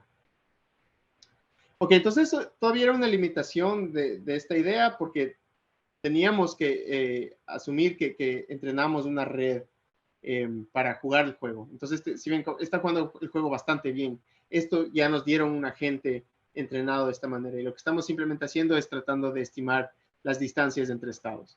Pero bueno, fue un buen primer paso y eso nos ayudó a este siguiente paper que le pusimos en Archive hace poco. Y aquí lo que estamos realmente tratando de hacer es usar esa idea. Ya sabemos que podemos estimar estas distancias, estas métricas de estado, ya sabemos que las podemos estimar con redes neuronales. Ahora, ¿cómo podemos usarlas durante el proceso de aprendizaje por refuerzo? Ya no al final, o sea, queremos usar esta idea para tratar de, idealmente, mejorar el aprendizaje. Entonces, uno de los problemas que tenía en mi paper anterior es que tenía que asumir que las transiciones son determinísticas. Así fue como logramos librarnos del problema del costo computacional del Wasserstein o el Kantorovich metric. Entonces, asumir que las transiciones son determinísticas es medio limitante y de un punto de vista teórico es un poco decepcionante que tenemos que tomar esa asunción. Hubo un paper también de unas personas de Facebook que también se basaron en mi paper que les mencioné antes, y ellos la manera como se libraron de tener que asumir que hay transiciones determinísticas es asumiendo que las transiciones son gaussianas, como Gaussian. Esto funciona en sistemas, digamos, como Mujoku o robótica, donde como estábamos mencionando antes, después de tu pregunta, Alejandro, es cuando uno se mueve un poquito, termina física, de una manera euclidiana, no se mueve mucho más allá de donde empezó. Cosas como Atari son más complicadas porque las transiciones no son gaussianas. Hay transiciones discontinuas, digamos, cuando uno cambia de cuarto o cambia de pantalla, ese tipo de cosas. Entonces se vuelve un poco más complicado. Entonces, en este paper lo que estábamos tratando de hacer es librarnos de estas asunciones de transiciones determinísticas o transiciones gaussianas y realmente desarrollar una teoría general que funciona para sistemas generales. Entonces introdujimos lo que llamamos la distancia MICO. Y entonces esto lo que está haciendo es bastante similar a las métricas, la forma es similar a la definición de paramétricas by simulation. Estamos viendo aquí la diferencia de refuerzos bajo una política pi. Pero ahora acá, en vez de, ya no estamos asumiendo que hay transiciones determinísticas y tampoco estamos haciendo el cómputo del Kantorovich o el Wasserstein, que era súper caro. Lo que estamos haciendo es simplemente lo que se llama un independent coupling. Y eso es el IC de MICO. ¿Qué quiere decir un independent coupling? Quiere decir que si estamos tratando de ver la distancia entre X e Y, ya no tenemos que asumir que tenemos acceso a la distribución de siguientes estados, sino lo que vamos a hacer es simplemente vamos a hacer sampling de un estado desde X, este va a ser X', y vamos a hacer el sampling de otro estado desde Y'. Y vamos a ver la distancia U entre estos estados ampliados. Entonces, tomando la pregunta que tú hiciste, Alejandro, de qué tal si hacemos algo como Monte Carlo o construimos el árbol de las posibles opciones, y yo te estaba diciendo, bueno, si haces póker y quieres considerar todas las posibles opciones, ese árbol se vuelve enorme, ¿no? Porque solo para empezar necesitas ver todas las posibles cartas con las que puedes empezar. Con esta idea de independent coupling ya no tienes que hacer eso, porque lo que simplemente tienes que hacer es, voy a ampliar una configuración de cartas con la que podría empezar. Y ese va a ser mi estimación del siguiente estado. Entonces ya no voy a ver todas las posibilidades, sino simplemente una. Y del otro estado también voy a ampliar una y voy a ver, voy a construir básicamente trayectorias de esta manera, que son mucho más fáciles de construir que tratando de ver todas las posibles configuraciones donde uno podría terminar. Y esto, lo que demostramos es que a pesar de tener esta forma un poco extraña, que solo hacemos, este sampling, esto todavía tiene un punto fijo, el fixed point, y entonces podemos aplicar esta operación T. Empezamos con alguna distancia U, digamos que asigna valor de 0 a cada par de estados, y seguimos aplicando este operador T, y eventualmente vamos a converger a un punto fijo. Y este punto fijo nos da lo que llamamos la distancia mico. Y no sé si se dan cuenta, esto estoy diciendo distancia y no métrica, porque no es una métrica. ¿Qué quiere decir eso?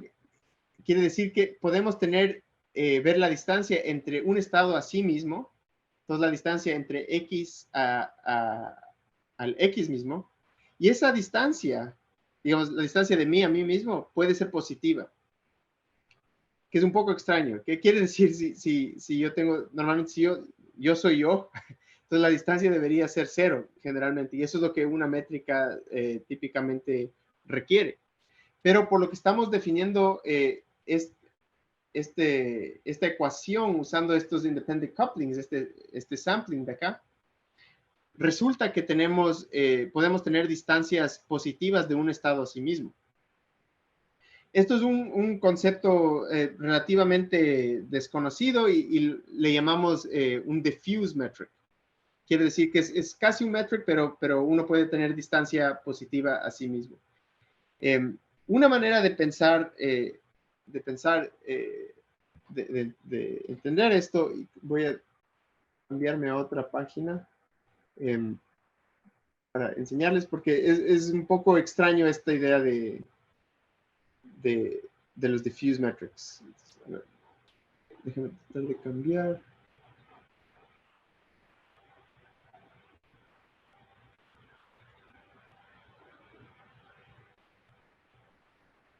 Ya, hice un blog post sobre este paper, si quieren leerlo en mi página web. La idea es un diffuse metric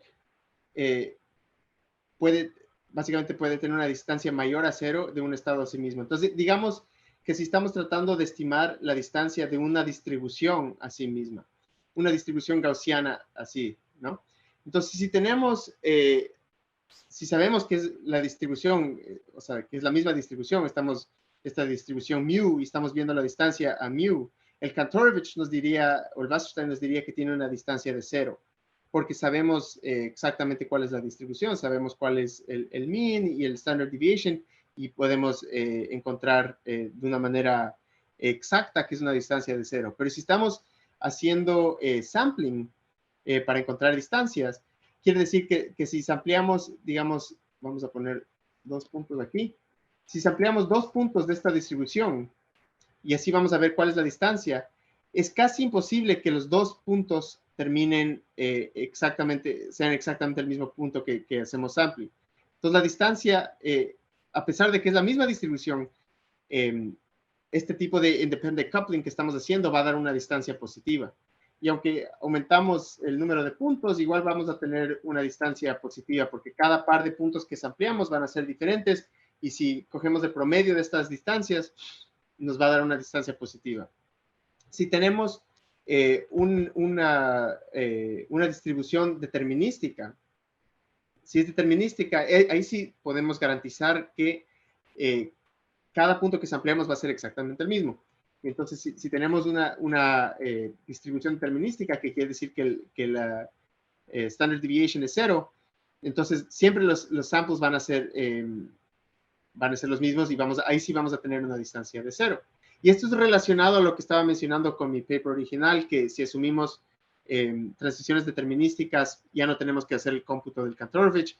De igual manera, con el MICO, si tenemos transiciones determinísticas, el independent coupling se vuelve básicamente la distancia entre los siguientes estados únicos. Pues si tenemos un standard deviation pequeño, si ven todavía, a pesar de que los puntos son diferentes, es tan pequeña el standard deviation que podemos ver la diferencia de valores es muy, muy pequeña y tenemos todavía una distancia de 0, pero mientras vamos incrementando el standard deviation, la distancia va subiendo, porque la distancia entre los puntos que estamos ampliando va aumentando también. Ok. Entonces regresemos a los slides. Pablo, ¿nos puedes Sí. compartir el link de tu post? Así si los Sí. participantes quieren accesar, también lo tienen. Gracias. Sí, debí haber incluido esto en las diapositivas, pero ahorita les pongo aquí en el chat.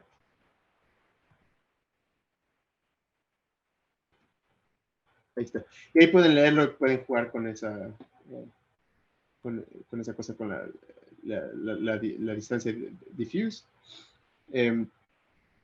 Y bueno, entonces tenemos esta distancia un poco extraña, que es el diffuse metric, pero lo que hacemos, y estoy viendo que, no sé qué pasó, creí que tenía la diapositiva, es que me voy a regresar otra vez a mi post, porque aquí tengo unas imágenes que quería enseñarles.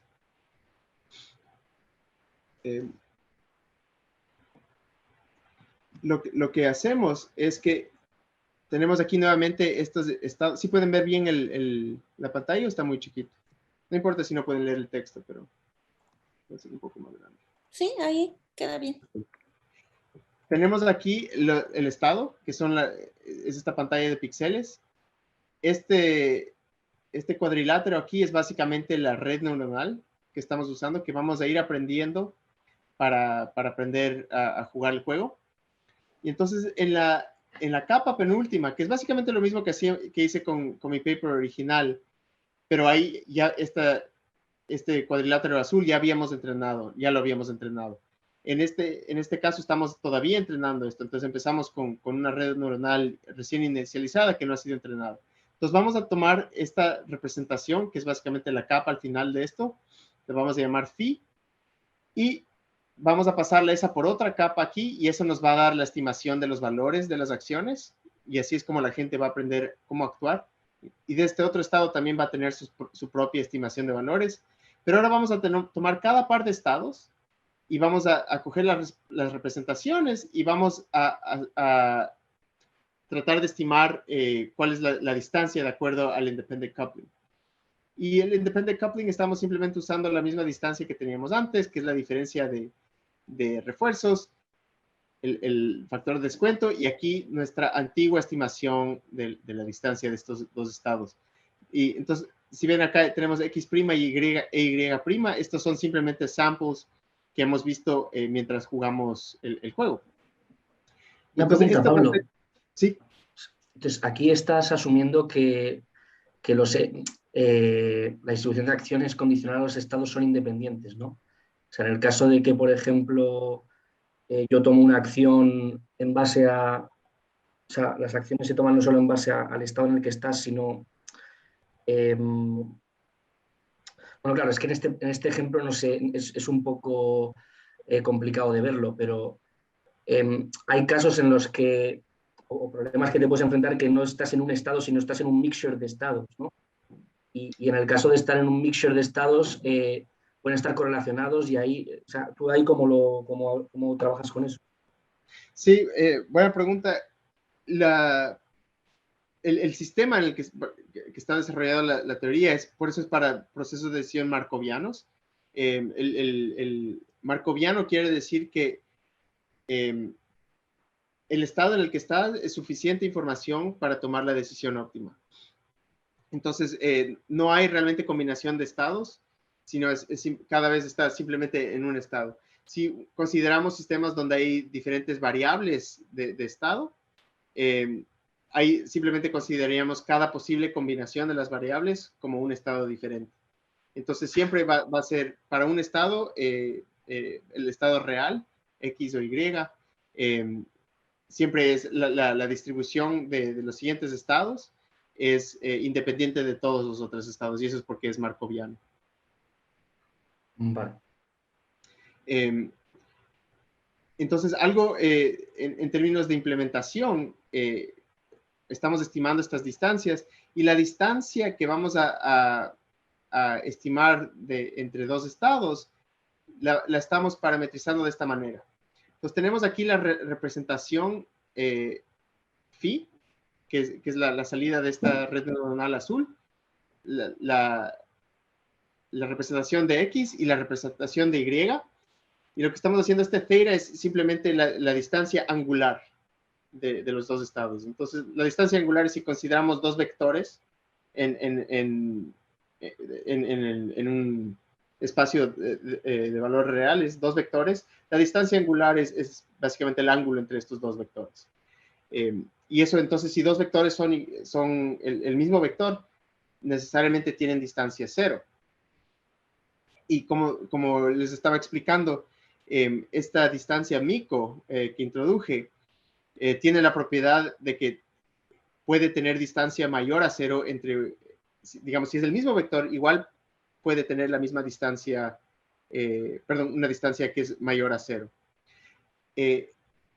Entonces, si simplemente usaríamos la distancia angular, que es lo que, por cierto, la mayoría de gente que hace investigación en aprender representaciones para aprendizaje por refuerzo, típicamente usan como o distancias euclidianas entre dos vectores o la distancia angular.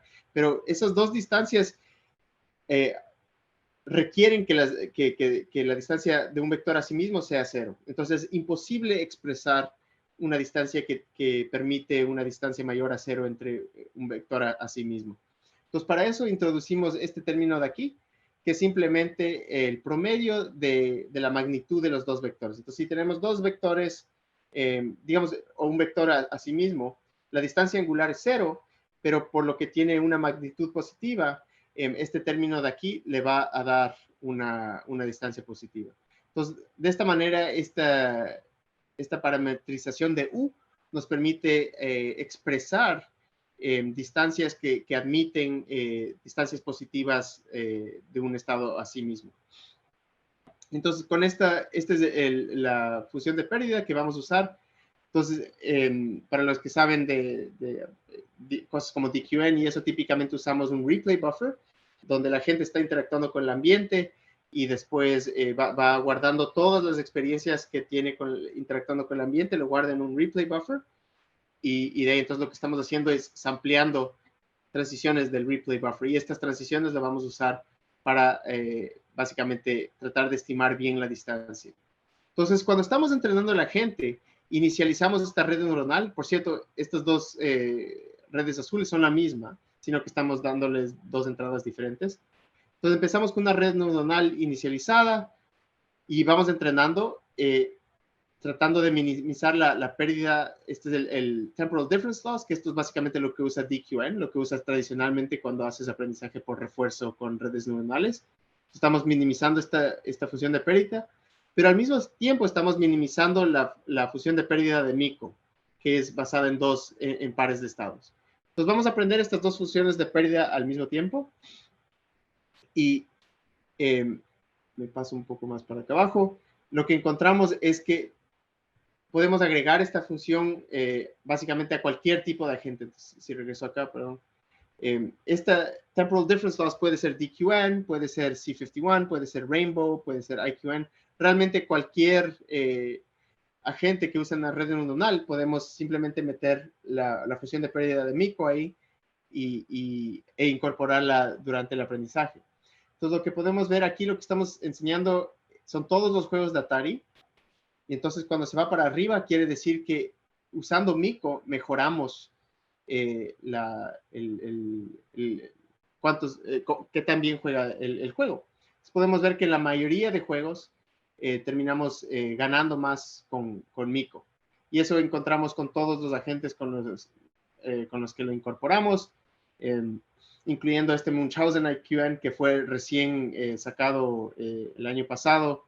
Es un nuevo agente y a pesar de ser bastante nuevo y que ya es muy, muy bueno, igual tenemos una mejoría en la mayoría de juegos. Y estos son, estas líneas son básicamente viendo aquí estamos dividiendo por cada juego. Esto está agrupando todos los juegos y está normalizándolos de acuerdo a el puntaje promedio de humanos.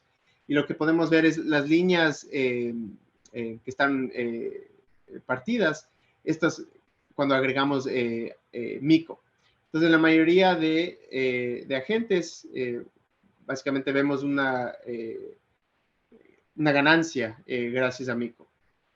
Entonces, nuevamente, esto no requiere más parámetros de lo que ya están ahí. Es las redes neuronales en términos de número de parámetros. Típicamente, cuando uno hace la mayoría de trabajos que usan, que investigan representaciones para aprendizaje por refuerzo, típicamente requieren más parámetros para aprender estimaciones de modelo, hacer reconstrucciones, ese tipo de cosas. Usando Mico no requiere ningún extra parámetro, simplemente la ganancia viene simplemente por incorporar la nueva función de pérdida. Y me voy a cambiar otra vez a las diapositivas. Y bueno, ya vimos esto. Tenemos las ganancias de Mico. Y con eso acabo. Lo que quería decirles es que esto es un área donde todavía estoy trabajando bastante activamente. Recientemente incorporé Mico a todos los agentes que les enseñé son lo que llamamos value-based, que quiere decir que la salida de la red neuronal son los valores para las acciones, pero hay otros tipos de redes neuronales que se pueden usar para algoritmos que se llaman Actor Critic, en donde tenemos otra red neuronal para las acciones, y esto es para sistemas de acciones continuas, porque si son acciones continuas ya no podemos tener un valor para cada acción porque hay infinitas acciones. Entonces requieren otros tipos de otras técnicas. Y cuando incorporamos Mico a esas, igual encontramos bastantes ganancias y está ayudando bastante. Entonces es bastante emocionante porque básicamente es una función de pérdida que puedes incorporar en cualquiera de estas redes neuronales y tener una mejoría en términos de aprendizaje. Todavía hay bastante por hacer. Queremos entender un poco más por qué están dando estas representaciones mejores y también cómo interactúa con las funciones de pérdida que usas para los algoritmos originales, y finalmente cómo podríamos tratar de usar esto para hacer un poco más de compresión y más generalización de una manera que entendemos teóricamente mejor. Y si hay cualquier pregunta, estaría encantado en responderlas, o cualquier comentario. Gracias por asistir. Muchísimas gracias, Pablo. Por favor, audiencia, ayúdenme a darle gracias en el chat a Pablo. Fue sin duda un recorrido súper interesante. Todavía tenemos algunos minutitos en el programa y hoy, bueno, Pablo nos enseñó un pedazo del trabajo que hace, pero igual también es importante resaltar, Pablo también trabaja en aplicaciones muy amplias y relevantes, así que si también tienen preguntas de cómo la teoría puede impactar, el Pablo tiene realmente una experiencia muy amplia en no solo hacer teoría, sino aplicaciones a gran escala. Y también pueden preguntar al respecto si tienen curiosidad. Hoy, digamos, aprovechemos que nos donó 2 horas de su valioso tiempo y, en fin, si quieren aprovechar estos 10 minutitos que todavía tenemos, pues. Sí, encantado. Y gracias por la invitación nuevamente, Luz, y por toda la organización. No, a ti. Muchísimas gracias por aceptar. Entonces, ¿qué tenemos? Yo tenía una pregunta, Pablo, si se puede. ¿Sí? Una cosa que no me quedó claro es, una vez que tienes las distancias, ¿qué es lo que haces para que la gente mejore a la hora de la toma de decisión?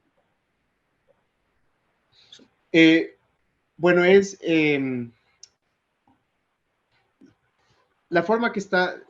Tengo otra diapositiva. O sea, porque imagínate que, vale, tienes las distancias, todas las posibles distancias, y ahora, ¿qué le digo a la gente? Porque dices, no, porque es que con la distancia Mico lo hace mejor que con otras distancias, ¿vale? Pero ¿qué sistema estás utilizando para medir por qué lo hace mejor con uno o con otro? O sea, eso no me ha quedado muy claro.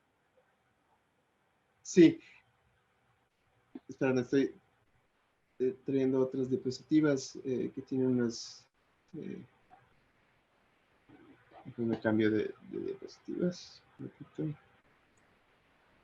Pablo, y quizás para considerar en el tiempo que tenemos 2 peticiones de si nos podrías dar una breve introducción o un ejemplito de cómo serían esas aplicaciones a gran escala. Sí. A ver, le respondo a Alejandro aquí y de ahí. Entonces, generalmente, cuando estamos, como les indiqué al comienzo, para hacer aprendizaje por refuerzo, típicamente estamos interesados en estimar funciones como las funciones de valor y así es como la gente sabe cómo actuar.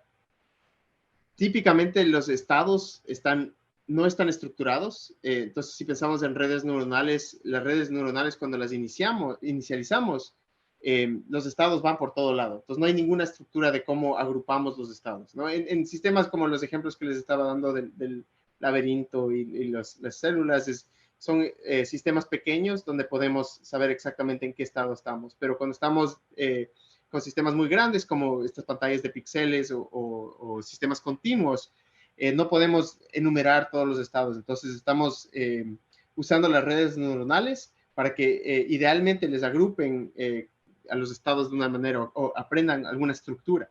Entonces, si tenemos estos estados sin estructura aquí, lo que queremos aprender es alguna función, digamos, la función de valor, que de acuerdo a esta función de valor es como vamos a saber qué acciones tomar. Pero no tenemos la estructura inicialmente. Pues lo que queremos hacer es usar la red neuronal para que aprenda esta representación phi, que nos dé alguna estructura de los estados. Entonces podemos empezar con Digamos básicamente que es darle como una cualquier forma estado. digamos que es como una forma de labeling, ¿no? De los estados, ¿no? Más que labeling, yo la forma como la imagino es, digamos, yo me imagino el espacio latente, que así típicamente lo llamamos, como una esfera, ¿no? Sí. Entonces, imagínate que ahorita la esfera tiene todos los colores, está todo mezclado ahí. Lo que tratamos de aprender aquí es una manera, digamos, para que, digamos como la Tierra, ¿no? Entonces tienes al océano, son todos los espacios azules y la Tierra son todos los espacios verdes. Entonces imagínate que empiezas con una esfera donde el azul y el verde está todo mezclado y parece básicamente solo como ruido. Entonces, idealmente, si queremos aprender algo como la Tierra, va a agrupar todos los puntos azules de mar y los puntos verdes de tierra. Entonces, crea una estructura en este espacio latente. Entonces, si tenemos un nuevo estado y le mapeamos en este estado latente, si es algo de tierra, le va a mapear al área de tierra, y si es agua, le va a mapear al área de mar. Entonces ahí podemos saber que si estamos en un área de mar, alrededor nuestro son solo espacios de mar, generalmente, Vale. excepto en las fronteras. Y para concretar, porque quieren hacer preguntas los demás, digamos que después, una vez que tienes esta estructura, a la hora de resolver el juego la gente, por ejemplo, en un aprendizaje por refuerzo, lo que harías es meterlo en las políticas, ¿no? Esta estructura se lo meterías en las políticas para mejorar... Bueno, lo que estamos haciendo es que en vez de aprender estas funciones en los estados no estructurados, estamos aprendiendo las funciones en estos estados estructurados. Y la razón que la estructura es importante y por qué las métricas que estamos usando pueden ser útiles es que sabemos, digamos, si tenemos 2 estados aquí en este espacio que no es estructurado, digamos que vimos estado S y ya sabemos exactamente cuál es la función de valores en estado S, y ahora viene estado T. No sabemos cuál es la relación entre estado S y T en el espacio inicial porque no hay ninguna estructura. Entonces, lo que queremos saber es si el nuevo estado T está relativamente cerca de S. Queremos que este espacio estructurado sea de tal manera que si están cerca, también van a estar cerca los valores. Es posible en ese caso, ya esta es mi última pregunta, es posible que te dé soluciones ilógicas a veces, ¿no? Que la gente te pida que haga algo que no puede hacer, porque en el espacio real es diferente al espacio estructurado. Entonces, como hay diferencia entre el espacio estructurado que tú has creado de estados y la realidad, a lo mejor la gente está diciendo a la gente que haga algo que luego el robot o lo que sea no es capaz de hacerlo. Sí, exacto. Y por eso es importante tratar de aprender esta estructura de una manera que ayuda. Y las métricas que estamos usando es básicamente tratando de hacer eso. Entonces, tú preguntabas cómo usamos la métrica para que la gente aprenda a actuar. Es básicamente usando la métrica para aprender esta estructura, de tal manera de que cuando viene un estado, todos los estados alrededor de ese nuevo estado en el espacio latente son similares. Y entonces, si ya sabemos cómo actuar en los estados alrededor, sabemos cómo actuar en este estado y vamos a actuar bien. Entonces, por eso funcionan las métricas. Vale, es decir, que minimizas, digamos... Alejandro, sí. Perdón, Alejandro, mira, tenemos otros 4 minutitos. ¿Qué te parece? Vale, Vamos a darle espacio a los demás para que respondan perdón. la pregunta y si hay espacio volvemos contigo. Gracias. A ver, entonces, lo que estaban interesados es ver una aplicación a gran escala. Entonces les voy a enseñar también en mi página web. Esto es algo que publicamos hace algunos meses. Déjenme cambiar la pantalla.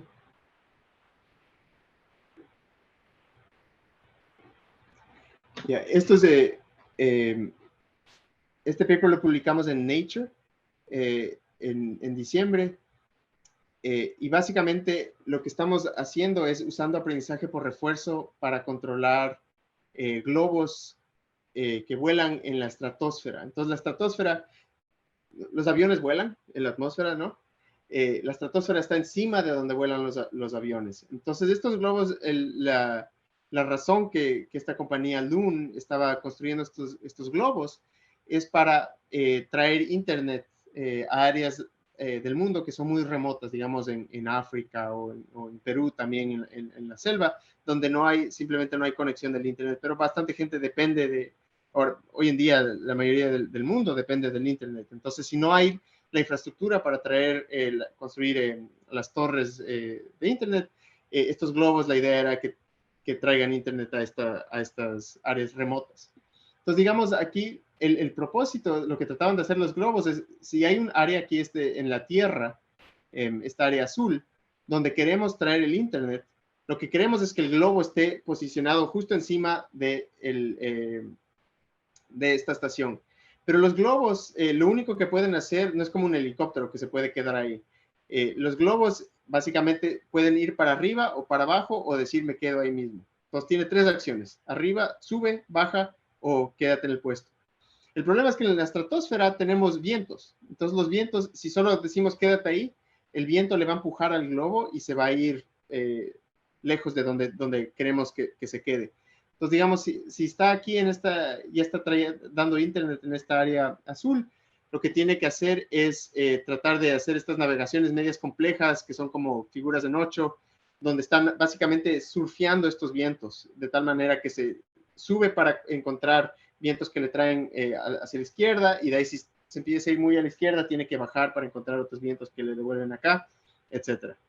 Entonces, es un problema bastante complejo porque obviamente no sabemos exactamente cuáles son los vientos en todo punto. Entonces, el globo obviamente tiene algunos sensores, pero solo le dicen los vientos hasta una cierta altitud de diferencia de donde está el globo ahorita.